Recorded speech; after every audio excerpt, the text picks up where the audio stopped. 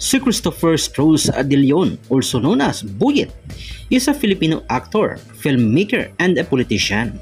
Siya ang tinaguriang King of Philippine Drama. Ang kanyang kasikatan ay bunga ng kanyang pagganap bilang leading man sa napakaraming film and television productions, including period, romantic drama at thriller. Isinilang sa Manila October 31, 1956. Siya ay may 6 na mga anak sa mga babaeng kanyang sinakyan, minahal. Narito atin silang kilalanin.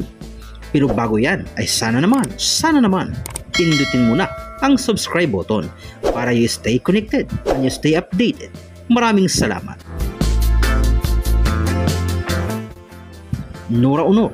Si Nora Cabaltera Villamayor, tunay na pangalan, ang unang babaeng kanyang natalsikan ng pagmamahal. Nice.